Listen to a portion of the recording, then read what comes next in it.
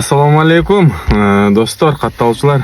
Азыр өйдөн күйгө келип атылам. Жолдон өмүшер таланттуу ийимди көрүп калдым. Азыр ой боюна карап эки куплет болсо мурда бересиң деп атам. Буюрса, даярсыңбы? Даярбыз. Кам бер келтирип бер, а? Ырысбалып Кадыровдун ырларын аткарып берейин, а? Каалап калыңыздар. Бисмилла. Bürkük asmanı carık deginde çağlagan Baykusuzdan calınına kabılgan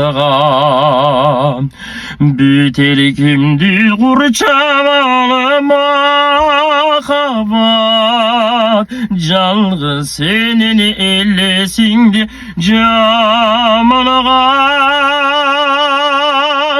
Hazır mendan oylop seni jatamın Oşol künder bütkeni öңdü kanından Ay malades. Ömrüme Sağını Ырысбалып Кадыров. Анда эмесем жүк болсун деп өзүбүздүн мына азыркы замандагы ырлардан ырдап берейин. Бекжандын ырынан ырдап берейин, а? Бекжан Темирхан, а? Карындаш. Капстан көрдüm карындаш, өзүңдөй мага табылбас.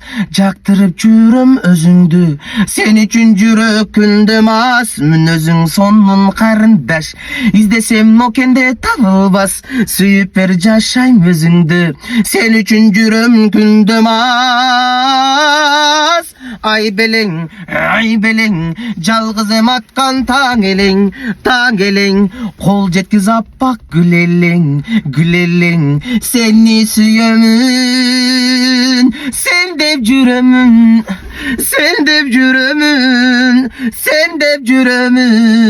seni süyömün. Ay malades, bara keldi. Ömüşer, kaçan efir kılıp beresin? Elge. Bir günü boşa dağı Жақын ортада барайын. Бош болыңдар, а? Bir 2 saatlik efir kılıp bersene, el uğup bir cırgasınчы seni. Bu Өмүрбек инибизди көбү билбейт элдерден. Мындай өтө таланттуу болот. Любой жерде келтирет чынында. Өзү комуз сердесиң, а? Комуз немелери менен bir gün түз эфир кылабыз. Андыктан катталып кетиңиздер. Неме TikTok баракчаңды айтып койчу. Кандай? TikTok баракчам Өмүршер. Өмүршер деп жазса чыгасың, а? Өмүршер. Мына ушу Өмүршерге катталгыла туугандар, достор.